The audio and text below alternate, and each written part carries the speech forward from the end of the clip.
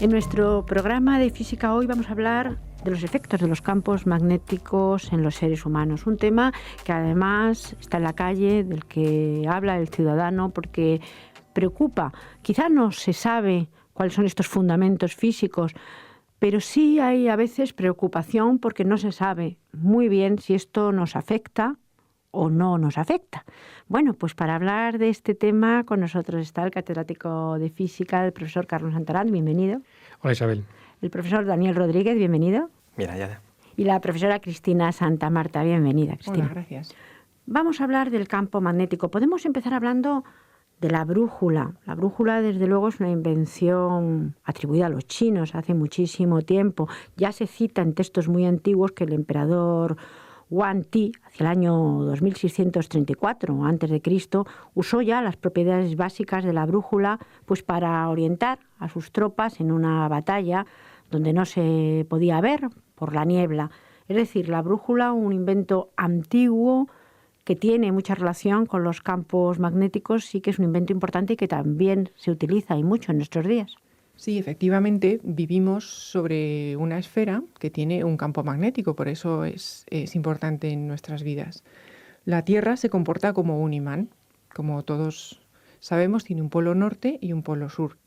El campo magnético entonces es vectorial. No solamente tiene un valor, sino que en cada punto de la Tierra tiene una dirección y un sentido. Por eso la aguja de la brújula se orienta con la dirección del campo. De ahí la importancia que tiene la brújula desde tiempo inmemorial para ayudar en la orientación en los antiguos viajes marinos y terrestres. Hay otro concepto importante que es el de intensidad de campo magnético. ¿Qué importancia tiene y qué es exactamente? La intensidad del campo magnético es lo que mide la magnitud de estos vectores que constituyen el campo vectorial magnético. Es, por decirlo de una manera gráfica, como la longitud de estos vectores.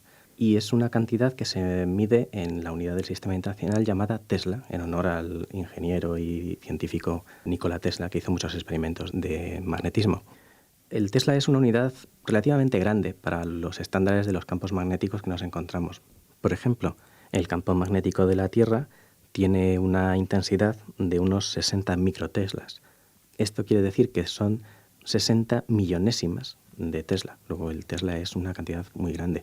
Un imán de nevera, por ejemplo, en su superficie tiene un campo magnético de 5 militeslas, que es también pequeño comparado con el Tesla, pero mucho más grande que el campo de la Tierra. Por eso atrae a las cosas, a los objetos metálicos, mientras que el campo de la Tierra no afecta al movimiento. Que la diferencia, si tú miras la Tierra del orden de una millonésima de Tesla, el imán de la nevera de una milésima, cuando luego hablemos de resonancia magnética, la intensidad del campo magnético de esa resonancia magnética son del orden de los teslas, que es del orden del millón de veces la intensidad de campo magnético de la Tierra. Fíjate que son órdenes de magnitud enormes de diferencia. ¿Y las corrientes de Foucault qué son exactamente? Porque la corriente inducida por un campo magnético es variable. ¿Qué es lo que nos dice? Las corrientes de Foucault son precisamente corrientes que provocan los campos magnéticos. Luego nos extenderemos un poco más a lo largo del programa. Un campo magnético estático, es decir, un campo magnético que no varía, como el de la Tierra, no nos produce ningún efecto en particular a los humanos. Pero si ese campo magnético es variable, o bien varía el campo magnético, o bien nos movemos nosotros dentro de un campo magnético, ahí se crean corrientes eléctricas, que se llaman corrientes de Foucault. Y las corrientes eléctricas ya pueden tener algún efecto sobre el cuerpo humano. Y luego lo vamos a ir desglosando un poquito. Pero aquí se me ocurre que, por ejemplo, las cocinas de inducción crean un campo magnético y eso puede generar algún tipo de problema. Produce un efecto sobre los metales, que es donde se inducen fuertes corrientes de Foucault.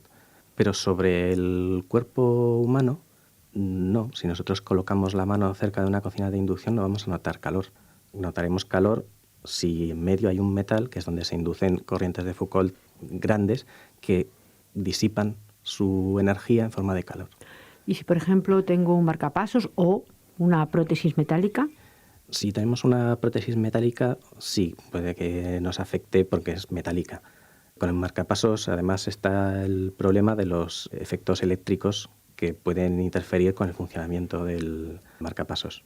Claro, cualquier dispositivo que tengamos implantado en el cuerpo, como bombas de infusión, marcapasos, que utilicen la electricidad en su funcionamiento, implantes cocleares, se pueden ver afectados por las corrientes de Foucault. La cocina de inducción lo que está creando es un campo magnético bastante fuerte para los campos con los que vivimos habitualmente. Y lo que es importante, un campo magnético variable. Si fuese estático, no afectaría.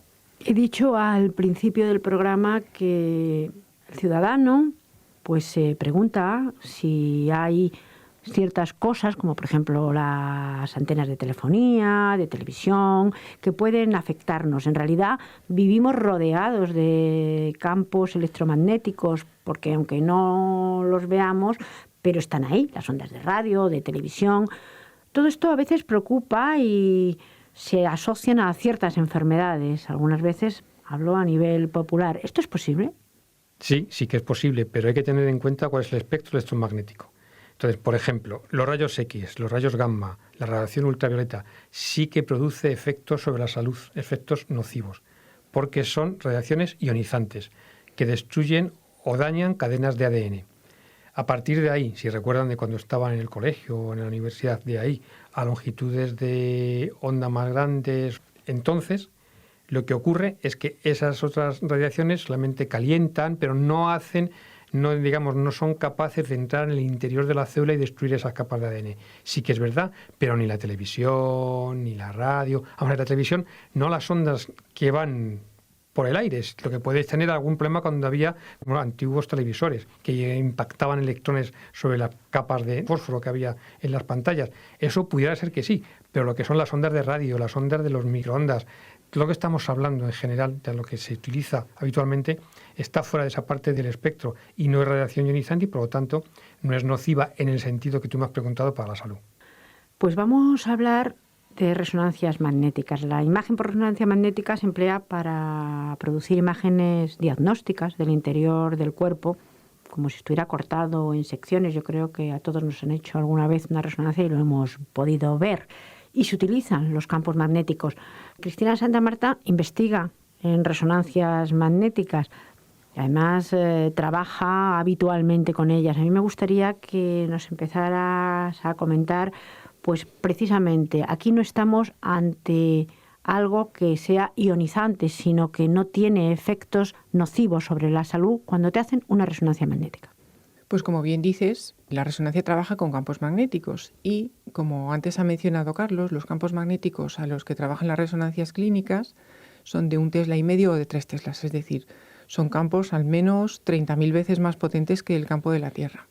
La resonancia tiene siempre un campo magnético estático constante, ese no se apaga nunca. Entonces, ya en el momento en el que entramos en el túnel de resonancia, estamos sometidos a un campo que es entre 30.000 y 100.000 veces mayor que el de la Tierra. ¿Cuál es el problema de este campo estático? Pues en principio, ninguno. Se han investigado los posibles efectos fisiológicos, psicológicos incluso, hasta en imanes de 8 Teslas, que es un campo ya altísimo, que ahora mismo no hay máquinas diagnósticas de tanta potencia.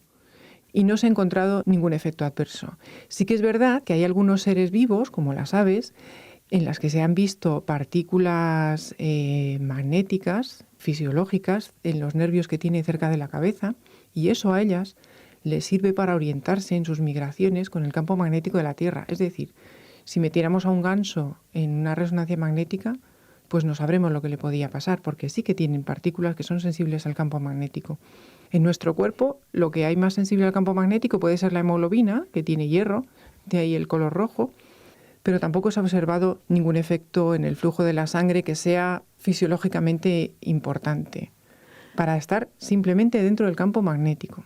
Y, por ejemplo, algo que también se pregunta mucha gente, si tengo un tatuaje, ¿me puede perjudicar?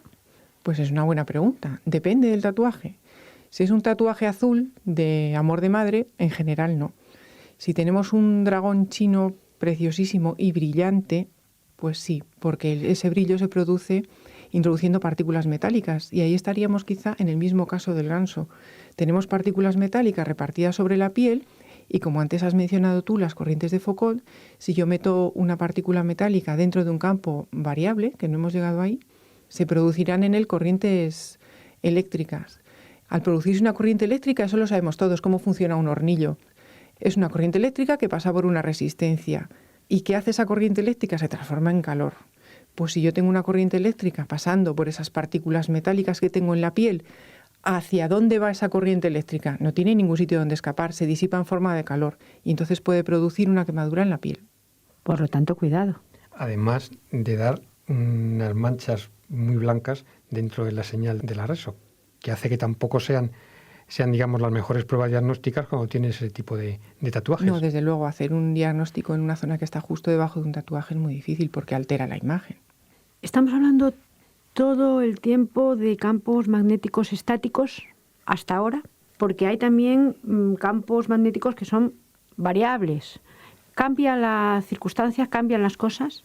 Sí, hasta ahora hemos estado, sobre todo en el caso de la reso, hablando más del campo principal, el que mantiene el imán superconductor y que es de una intensidad grandísima, de 1,5, 3, 7 teslas. Pero, como comentaba antes Cristina, estos campos son estáticos y mientras uno no se mueva dentro de ellos, no producen ningún efecto. Los que sí pueden producir algún efecto son los campos que varían con el tiempo. Hablábamos al principio de la cocina de inducción, pues el campo magnético inducido en los metales, al variar, este campo es cuando produce las corrientes de Foucault. O lo que comentaba antes Cristina, de los tatuajes, bueno, es el mismo caso, metales en un campo magnético variable. Y en reso hay campos magnéticos que sí que varían, que son los que se conocen como campos de gradiente, que son con los que se imprime una magnetización en el cuerpo y que permite distinguir unos cortes de otros, y es lo que forma las imágenes. Pero aún así, con los campos también magnéticos de gradiente, en el caso, por ejemplo, de la resonancia, no tienen ningún efecto que sea perjudicial en el ser humano. En principio no, pero porque las máquinas están limitadas. Es decir, como comentaba antes Daniel, si yo introduzco el cuerpo en la resonancia en un campo magnético estático, pues todo el cuerpo es lo mismo, todo el cuerpo siente el mismo campo, con lo cual no tengo nada que me diferencie una zona del cuerpo de otra. Entonces, a la hora de hacer imagen, hay que superponer a ese campo magnético estático tan fuerte un campo magnético variable, de tal manera que cada región de nuestro cuerpo vea un campo magnético distinto y así ya lo puedo distinguir en qué región del cuerpo estoy y puedo hacer la imagen corte a corte, por eso puedo ver el cuerpo así cortado como si fuera una barra de pan. Bueno, pues esos campos magnéticos variables pueden variar lentamente o muy rápidamente, dependiendo del ritmo de variación de esos campos variables, si es muy rápido o muy lento, se pueden inducir las corrientes eléctricas de Foucault, que ya no las vamos a aprender todos. ¿Cuál es el problema con el cuerpo humano? Pues que el sistema nervioso funciona con transmisión de impulsos eléctricos. Entonces, si se induce una corriente eléctrica en el sistema nervioso que sea comparable a la que el propio sistema nervioso utiliza para dar sus señales, podemos tener falsas señales. ¿Cuál es el primer problema que nos encontramos con campos magnéticos que varían muy rápidamente? Son problemas en el sistema nervioso periférico, es decir, en los nervios que mandan las señales al músculo, con lo cual podemos tener contracciones musculares involuntarias. A un segundo nivel podríamos tener interrupciones en los circuitos eléctricos del corazón. El corazón también, para dar las órdenes de contraer y relajar el ventrículo, utiliza señales eléctricas. Luego, también podría haber una interferencia, en un caso ya muy grave, de fibrilación. Por lo tanto, el ritmo de variación de los campos magnéticos está regulado en las máquinas de manera que no pase un cierto umbral. Y los pulsos de radiofrecuencia, que oímos también frecuentemente en la resonancia magnética, pero también fuera de ella, hablamos de radiofrecuencia. ¿Qué son los pulsos de radiofrecuencia? Pues son unos pequeños pulsos de energía, es energía electromagnética también, y son iguales que los que funcionan en un microondas. ¿En qué se diferencian? Bueno, pues los pulsos de radiofrecuencia que se utilizan en la resonancia magnética son del orden de los megahercios. Por eso se llaman de radiofrecuencia, porque si ustedes se fijan en el dial de su radio, la frecuencia modulada emite en el orden de megahercios. Entonces estos serían unos pulsos de la misma frecuencia y de la misma energía, por tanto, que las ondas de radio que viajan por el aire, que para nosotros pues obviamente son inocuos, porque si no, pues ya tendríamos algún efecto adverso simplemente por la existencia de las radios. Los teléfonos móviles, por ejemplo, estos operan a una frecuencia ligeramente mayor, que es la frecuencia de gigahercios. Los hornos microondas funcionan también a casi el gigahercio, a 900 megahercios, 1 gigahercio, depende. Entonces, ¿qué efecto tienen? Pues el mismo que el de los microondas, calentamiento. Lo que hacen los hornos microondas es provocar que se muevan las moléculas de agua y también las moléculas de los ácidos grasos y en su movimiento se caliente el alimento. Nosotros somos igual que un alimento, solo que hablamos y vemos, pero por lo demás somos iguales. Con lo cual, si estamos sometidos a una cantidad de pulsos de radiofrecuencias igual que en un horno microondas, pues podríamos hervir por dentro también. La resonancia utiliza pulsos de radiofrecuencia, pero muchísimo más espaciados, en mucha menor cantidad que un horno microondas, pero la técnica es exactamente la misma. Entiendo, por tanto, que aun no siendo malo para la salud, todo depende de la intensidad. Aquí estamos hablando de intensidades, es decir, si la intensidad subiera, ¿podría ser perjudicial? Sí, claro. En cualquier método de observación, siempre la intensidad del fenómeno que utilizamos para observar determina que causemos daños colaterales. Por ejemplo, cuando nos hacen un TAC, una tomografía, se usan rayos X, pero se usan en una dosis suficientemente pequeña como para que el beneficio de saber cuál es la estructura de nuestro organismo por parte del médico se compense cualesquiera posibles daños aleatorios que pudieran hacer esos rayos X sobre nuestras células. En cualquier caso, cuando hablamos, por ejemplo, de un TAC, estamos hablando de algo ionizante. Efectivamente. Diferente a la resonancia. Sí, pero a lo que me refería es que cuando el beneficio que nos causa es grande, por supuesto, limitando físicamente la dosis en un caso o la energía absorbida por el cuerpo en el caso de la resonancia, pueden causarse efectos, pero que no son tan importantes como la gravedad de aquella enfermedad que se quiere diagnosticar. La resonancia también está limitada, o sea, no puede emitir la cantidad de pulsos de radiofrecuencia que se quiera.